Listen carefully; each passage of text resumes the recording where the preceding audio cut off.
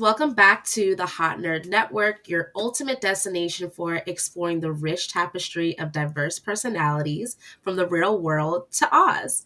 We're thrilled to have you here today as we dive into the magical, complex, and wonderfully green world of Wicked. And today we're going to be exploring everything from the movie's standout performances to its themes of friendship, ambition, and identity. Plus, we'll sprinkle in some fun personality archetype discussions and games to keep things exciting. So grab your broomsticks and settle in. This is going to be a thrilling ride through Oz. And I couldn't do any of this alone today without my wonderful mom. Hey, Hot Nerd Cheryl. Hey. Excited to get started. Yes, I'm ready. I'm excited. Let's kick things off with a deeper look into our two iconic witches at the heart of Wicked, Elphaba and Glinda. Are they the classic archetypes or are they defying traditional labels that society tries to put on them?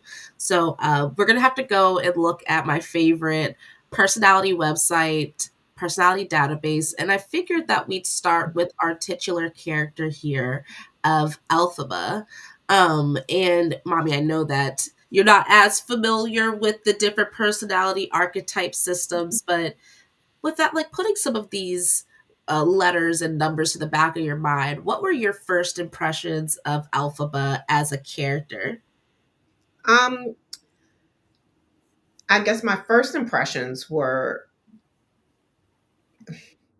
it's hard to explain. I think her strength. I mean, you could see from the very beginning after because they went straight from birth to her being, I guess, a young preteen. It looked like, and just seeing her strength already. That was my first. Is that I saw strength in her. Like although she had all this adversity about how she looked, she was immediately a lot of power with one little being. So that was my first impression of her. Yeah, I completely agree.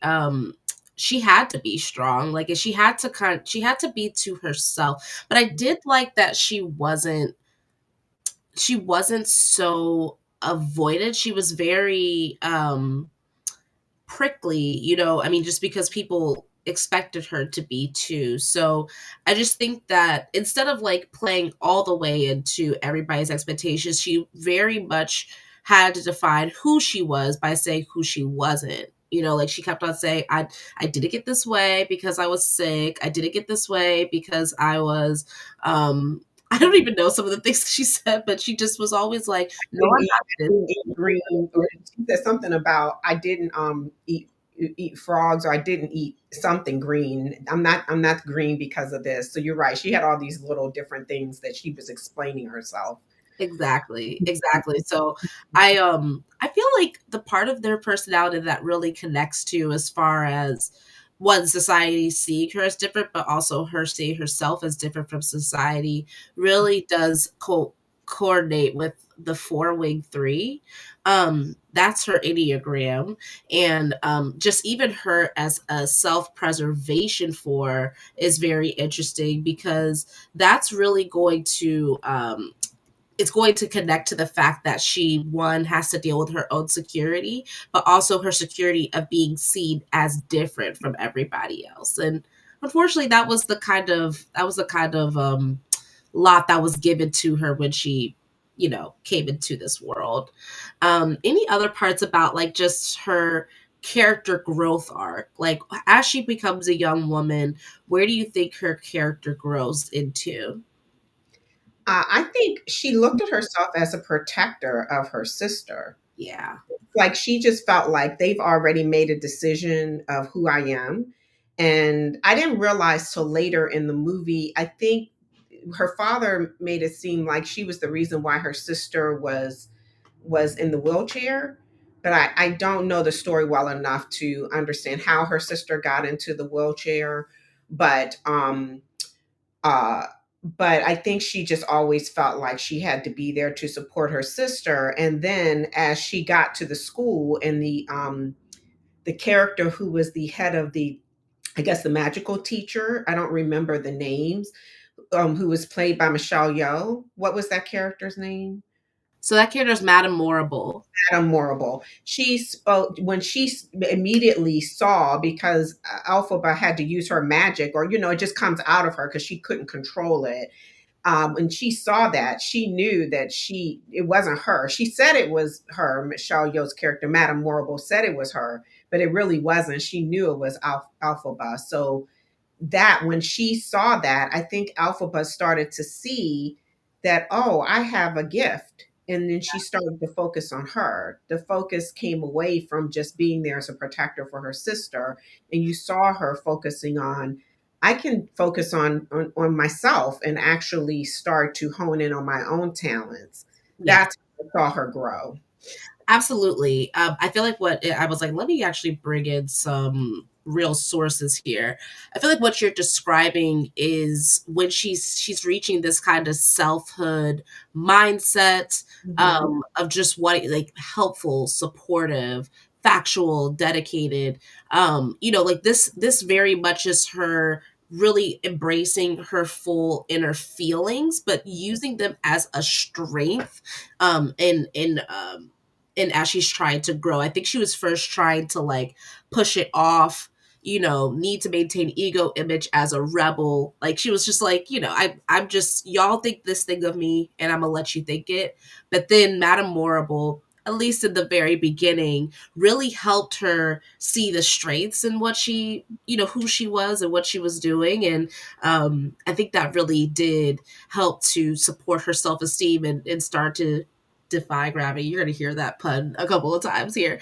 Another piece, though, just going back to what we were talking about as far as her Enneagram 4, I did want to just bring in some quotes here from what the self preservation 4 subtype really does showcase. Um, Mhm. I love this website where it talks about not just the Enneagrams, but how they play in conjunction with their instincts, because we all have all three instincts of self preservation, social, and then one to one connections. Mhm. For what PDB has to say, self preservation is what Alpha Buzz is, and looking at the way that it's described really does help to kind of hone this in for me too. I would agree. The self-preservation four is long suffering. As the counter type of the four, self-preservation fours are stoic in the face of their inner pain, and they don't share it with others as much as the other two fours. This is a person who learns to tolerate pain and to do without as a way of earning love. Instead of dwelling in envy, self preservation fours act out their envy by working hard to get what others have and they lack. More masochistic than melodramatic, these fours demand a lot of themselves, have a strong need to endure, and have a passion for effort. Does that not sound like Elphaba? I guess it does, because you named like several different angles of the four there. I got the impression she really didn't care about what others thought of her. I got the impression she really focused on what she believed in and what was right. That's how I looked at her. But maybe I'm missing what you're saying. No, I think this was just a good discussion point of the movie, because this is something that Glinda even brings up. Because Fiero, remember when they're at the dance and Elphaba's doing her dance because she's really, I mean, to me, she seemed sad that people were making fun of her, but she was like, I'm going to tolerate, like this says, tolerate the pain of somebody making fun of me. And Fiero's like, she doesn't care at all about what people think. And Galinda's like, actually, she does. And I do agree with Galinda at this You're point. right. I didn't remember that. I'm going to see it again because I want to go back and see things that I may have missed. But you're absolutely right. Mhm. I think it that did show her vulnerability of her, feeling left out. Yeah. So, but it showed her strength in even going to the party Oh my gosh. because, yeah. I completely agree. And where just as some other pieces here, the other fours, if you want to know what a four typically looks like, it's somebody who's like, oh, I'm known for being different. I'm so dramatic. I'm so like of everybody else. Kind of, if she had been you know how Madame Morrible gave her this very specific spotlight. A four would eat, a typical four would eat that up, and they would tell everybody, look, I'm the only one that was able to do this one thing. Whereas Mhm. she is the counter type. The self preservation four is the counter type. They don't typically look like other fours do, even though they are different. In Elphaba's case, it's because she's had to be different for so long. She's been under this suffering for so long, and she works hard. She works hard to get what others have and lack. Like to get the she works hard to be a good person. And I think other people, in i.e. Galinda, who we'll move to in a second, Galinda once like takes all the power of influence and wants to show it off as much as possible and to seem like she is kind. Whereas Elphaba, I think she really works to want to be kind and to be authentic. It works hard toward using that power for good. So I think it's just interesting to me, at least. She really does fit the self pres for, and good on the. Oh, go ahead. No, so I get that. I understand. Thank you for clarifying because it's a lot. You're right. I don't know all the background of the personality archetypes and traits, and so thank you for kind of breaking it down for me to be able to see her perspective of four versus another. So I agree with you. I agree that is exactly who she is, and she allowed herself to be vulnerable, She which did. I thought was really big. That was a big part of the movie was her allowing herself to be vulnerable and even going to that party. Yes. Um, Shout out to my Libra moons out there. Hot Nerd Cam is definitely Libra moon. I can see it's interesting with Elphaba. She's an ISFP on here. I can also see it that she's an INTP. Mom, to get your thoughts on this, I'll break down the letters. I think we could both agree that she's introverted, right? Oh, absolutely. Definitely. Um, But this is where we get into I want to talk about the F versus the T, feeler versus thinker.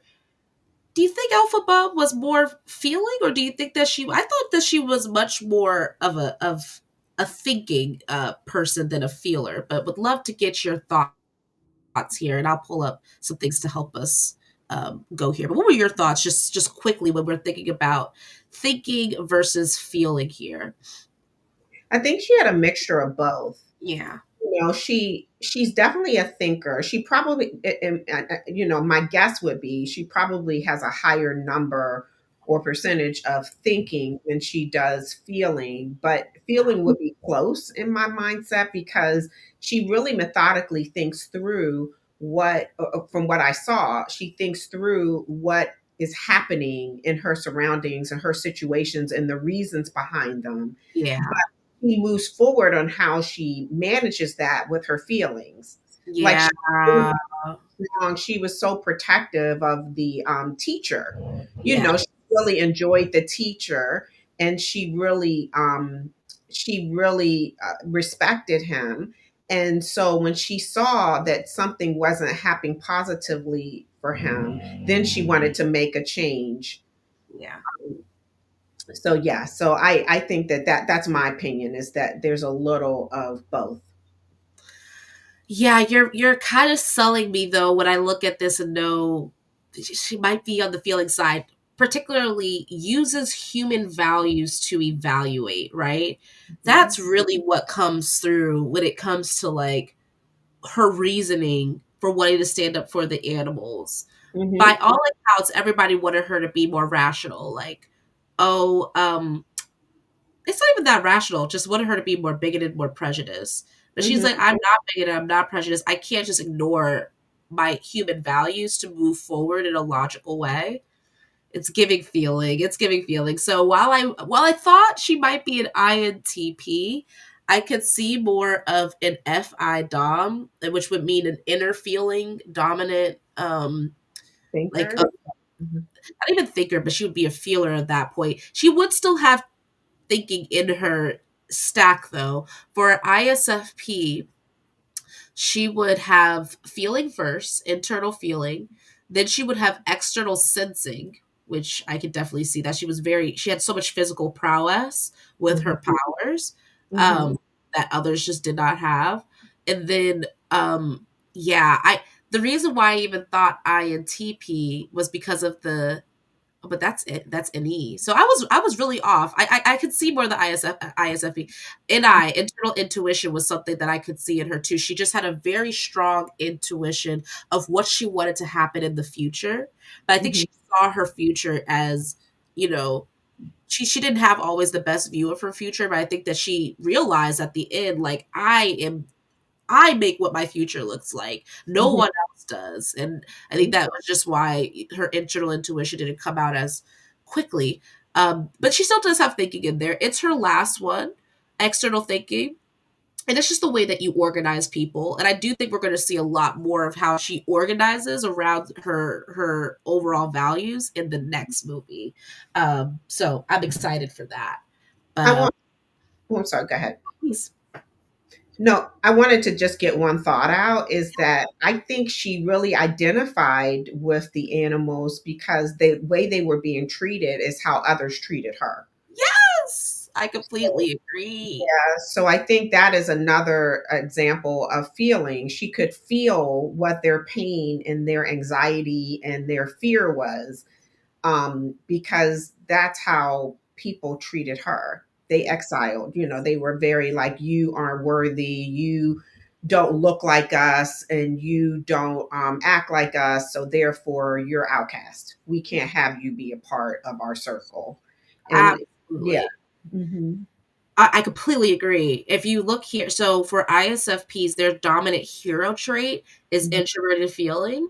So this Hmm. would describe her kind of as a whole, not fully, but tends to her feeling of her own identity, but oriented to honoring her own beliefs and values. I think Hmm. to your exact point, and seeking congruency of feeling and action.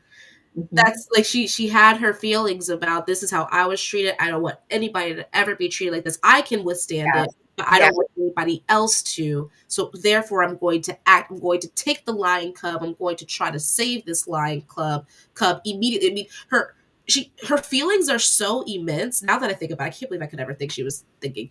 Her feelings are so immense, they control her power. It just Yes. happens. Yes. Whether she likes it or not, it happens. She experiences the world through passion.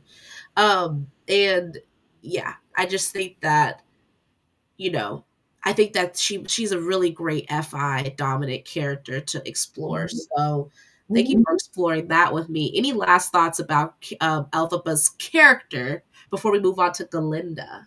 No, I think we covered a lot, and we'll probably come back to it. Probably will. So let's go ahead and look at Galinda Upland or Glinda now. But I love that we start with Galinda. Oh my gosh, Ariana Grande just brought so much more than I ever thought she could bring to this role. How are you feeling about Galinda? What did she give to you? Oh, she just gave me so much joy. She gave me so much life, even though she was so cocky and, so oblivious of how insensitive she was. It's like she was so clueless of it. It was cute, right? So I think that one, I want to say Ariana Grande. Oh my goodness, she's just like such a powerhouse. But I already thought that. I was not surprised that she took this role and she just blew it out of the box. I wasn't surprised at that at all. I absolutely knew that Cynthia Erivo was going to take her character to a whole nother level. That was not a surprise to me either, but I think I just didn't know I was going to be as tickled and as entertained by the Galinda role as I was. I think the role itself was just, she's just so just happy and just totally clueless, not knowing how insensitive she was. But it also showed her being clueless, showed the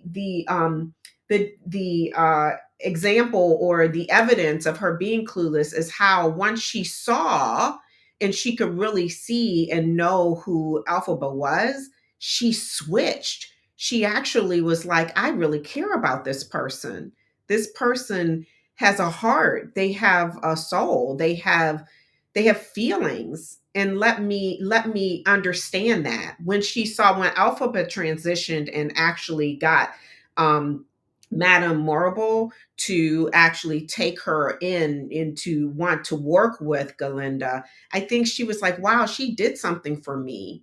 And I want to, I see her differently. It's like her eyes were opened. I just love the character. I loved how they transitioned, and their patterns of just kind of coming together, and the weaving of their relationship to me was art. It was beautiful. Yeah, yes, I agree with a lot of what you're saying, but I do have one gripe with what you're saying, and that's just her agency in all of this. I think this is one of the biggest debates that I've seen on the internet so far is how complicit is Galinda in all of the meanness and the prejudice against Elphaba. When you talk about this switch, right, of oh, she just suddenly switched. We have to look at that moment. And I encourage you to look at it again when you go see it again today. Um, what motivated that? Was it Galinda's sense of right versus wrong? Or was it Galinda's sense of ambition? Or was it her yeah, what was it her sense of ambition, honestly? She could see that how good Elphaba was. You know, I think before she was seeing her as much more of a competition, but especially when she gave her something, then that was when Galinda decided to change over because she was being very awful and manipulative beforehand. But you know, she did once she saw what Elphaba could give to her, that was when the change happened. And to me, that signals somebody who still is neutrally neutrally inclined, neutral meaning selfishly inclined, not necessarily doing something altruistically, but seeing an opportunity and grabbing it. She saw an opportunity to influence that through Elphaba, who already had shared power with her, she could share power back to Elphaba and regain power through her connection to Elphaba. But I don't think that makes Galinda necessarily a character arc growth that went from wrong to right. I just think that means that she continued to be kind of permissive, but influence the power that she had, but permissive to bigotry, but just kind of changing it around for her own good. So that's the only thing that I would disagree with. But I wonder what you have to say back to that.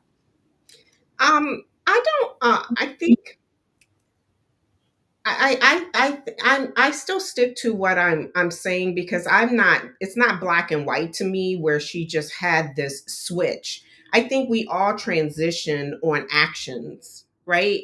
I mean, any person can be prejudiced against something that they don't know.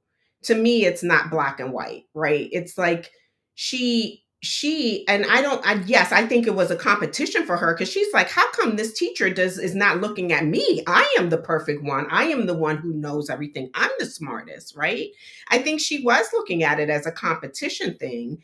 But she also, I don't think that she I also think that she was trying to understand, who is this person? Why is she so special to the other woman? And I guess I wasn't looking at it so much as bigotry. I wasn't looking at it as her being racist to her. I was looking at it as pure competition. Like, I don't understand what makes her so special. And then, but when she saw her humanity, that she started to see things, and those layers came down. And then it's like she was awakened. Like, like you said, when she said, oh, I think it is bothering her. Like when Fierro said, oh, I don't think she's worried at all. It's like she saw her from a different light. She was like, no, I think she does. Because she saw that she actually took something that was, doing something for her sister, Glinda doing something for her. Not, and Glinda didn't even do it for her sister. It's like I don't even know that Glinda even knew that the sister was that excited over the fact that, wait a minute, I think she She did. did. She She manipulated did. that entire Yeah, situation. so she did. So I don't think her manipulating it was to get Elphaba to do something. I don't think that that was the purpose. Because the young man liked Galinda, and she was like, you really, this is the person over here who really can choose Google eyes at you.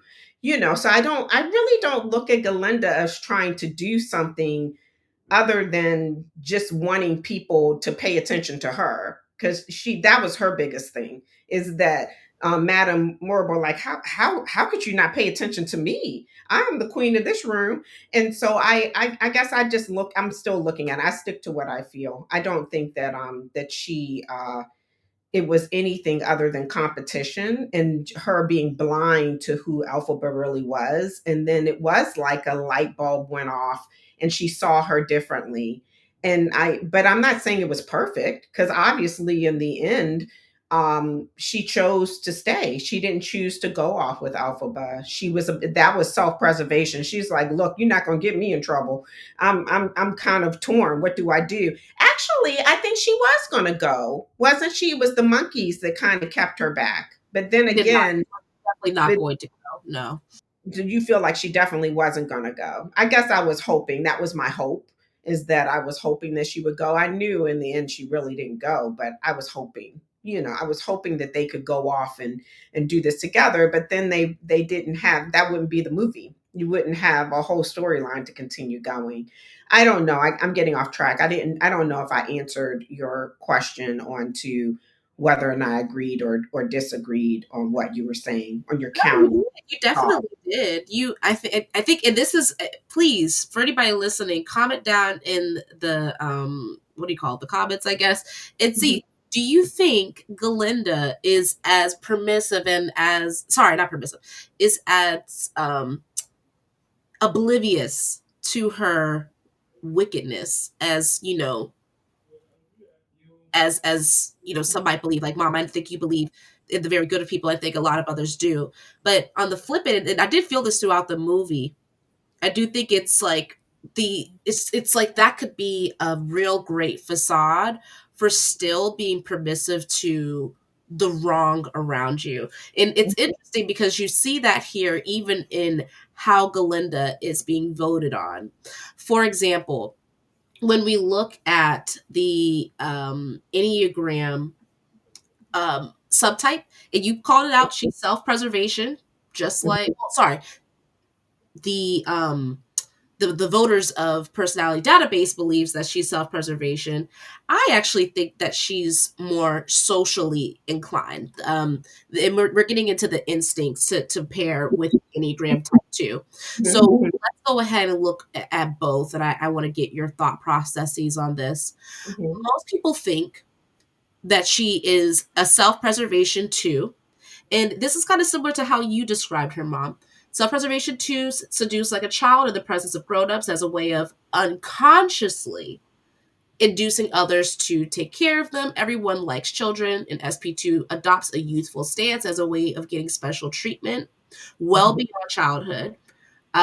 As a counter type, it's less easy to see pride in this too, because they are more fearful of and ambivalent about connecting with others. The title of privilege, which Elphaba did represent, sorry, Galinda did represent privilege, reflects this two's desire to be loved and prioritized just for being who they are, not for what they give to others. Like you said, like, I'm just who I am, so why don't you like me? Why aren't you giving me what I want? Related to the youthful stance, these twos are playful, irresponsible, and charming. So just a little less like, oh, calculated. I Yeah. Mhm. Mhm. Sorry, what were you gonna say? No, I was going to say I agree. That's exactly how I look at her. I didn't look at her as calculating as it sounded like you were saying. I Yes, didn't look at her that way. I do. I do. I think that she's much more of a social two. And even if we take the two part out of it, I think that she um cares more about what society thinks and is much more um an inducer of society and using the societal powers to her power, like to bolster up her own power. We see that at the very beginning of the movie, how she's trying to like put out basically propaganda against Elphaba, against, with the Munchkins. I mean, every single part of the movie, she is using the influence of the group, of what the social group thinks, to get what she wants at the end of the day, whether that's Elphaba to be disempowered or for her to be empowered. So I think that her social instinct is a bit more weighed out versus her self-preservation instinct, but I could be swayed. But then when you pair it with the Enneagram 2, the social two is a seducer of environments and groups, a powerful leader type whose pride manifests as a sense of satisfaction in the conquest of an audience. Mhm. This is a more adult two to whom pride is the most obvious. The social two cultivates an image of being an influential, super competent, super powerful. You know, she always wanted to act like she was super powerful person worthy of admiration. People wanted people to come to her and need her. The name ambition reflects this person's desire to be on top, and as a result of this lofty position, receive advantages and benefits. It just gives Glinda to me. This too gives to get. And that's what I think is a defining characteristic. She gives stuff to Elphaba. She gives things to people to get something back in return. And most and always has a strategic angle with expressing generosity. And so I think it's just this comparison. And I wonder what you'll feel after you see it again, and everybody else who's already seen it. Mhm. Was Glinda being more strategic in how her charms and playfulness came off, or was she being more naive and just irresponsible? So you said something that really kind of flagged something for me. I do think that Galinda's movements were based on society and what society thought of her. It's like she clearly wanted to flow with what, people, how her parents live, how her parents think. But I do also think that that is what probably took her back to where she was at the very beginning. Because the opening of the movie, from what I remember, opens up to the Munchkin land where apparently the Wicked Witch of the West was killed. Um, and I gotta figure out where all of that, because I don't know the whole story, so I don't know the part two. But she did not acknowledge the fact that she was Alphaba's friend. When they're in the movie from the first part, as they start to tell the story, you see them develop a friendship, where they had a kinship with each other. That's why Alphaba said, "Come with me, let's do this together." And she was like, "Really?" She's like, "Yeah, come with me." And I think she was there to be supportive of Alphaba. At least that's the feeling that I had. Maybe I'm naive because I don't know the story the way you know it, but something happened in between there, and I don't know if it was society, or if it was the wizard, or if it was Madame Morrible. I don't know what happened for her to be able in Munchkinland at the end to say, "Well, I don't know that we were friends," but she did have that empathy there for her to begin to tell the story about who she was. She did have empathy there on her saying that she wasn't all that, she was more complex than what the Munchkins were looking at. Um, Yeah, she yeah. was kind of forced into that position though. The Munchkin was like, "Well, weren't y'all friends?" So it's such, and that's why I love how complex. This is why I love Galinda as a character, because she Mhm. is very complex, and I Yeah. think that she Mhm. is. We could both be like, I mean, not to say that we have a pit against you. I think that we have a lot more similarities in what we think than not. But whether Mhm. she is more naive and irresponsible versus more strategic and calculated and manipulative, there's a lot to be said there. And that's what I just love, even when we're talking about these personality stuff. But if you want a more nuanced view, at least of what the more permissive, cold, and calculating version of Galinda can be, I would recommend that everybody go check out this wonderful creator, Fantastic Frankie. She has a really, really, really great video about just why Galinda is actually very wicked. Elphaba is seen as wicked, but Galinda truly is the wicked one. And I Oh, kind of wow. agree with Okay. I kind Hmm. of agree with what she says. She takes more of the social two stance. She doesn't describe it that way, but that's how I would describe it. But I think she has a really nuanced view, and I would encourage everyone. I wish we had time to look at it right now, but I would encourage everybody else to go see it. I'll put it in the description below. I think we also are going to have to come back and have a conversation after I've seen it a second time. And Yeah. definitely after part two comes out and we can see the full story and how it gets to the ending of what we saw in the beginning of this movie. Um, there's so many more layers that I'm just not familiar with. And I feel like I'm at a disadvantage in not being able to know the full dynamic of how her character transitions. Because as you say that to me, I do want to go look at what did you say? It was fantastic. Fantastic Frankie. She's such a great black female creator lover. Yeah, I have to go look at that because I can see that. As Mm, you say it, I can see, yes, Alphaba was really good. She yeah. is really a good person. And how they looked at her as being the wicked, but the whole premise maybe, and it sounds like, is that the true wicked person is Galinda. And it's like the transition of showing her wickedness along the way. And I can definitely see Galinda being wicked. Yeah, Yes. because it's kind of like in reality, it's kind we always say that J.K. Rowling had a really good way of showing how the whole Harry Potter universe aligns with our own universe Yeah. and with bigotry and racism and Yes. all sorts of things. And it's the same with this. As after you said that, triggered for me an understanding that this is a real true example of how people look at certain people as being so good, but they're really not as good as they look. Yeah. It's like a serial. I hate to say this, but like a serial killer. I don't know if you know, but Jeffrey Dahmer was really a handsome man, Yes. So and was Ted Bundy. Hmm. Ted Bundy, maybe I'm getting confused. It might be Ted Bundy that I'm thinking about, but both of them that could have been, but they were very handsome and very nice to see. So it was so alluring to pull these young ladies in, them not realizing and them getting killed. You know, Yeah. and that's so interesting because that's one of the storylines on how things happened in the show that I told you I wanted you to see, the Oh. time. It's the same sort of concept. So I think there's this concept out there of people trying to show the perception of how people who look good Hmm.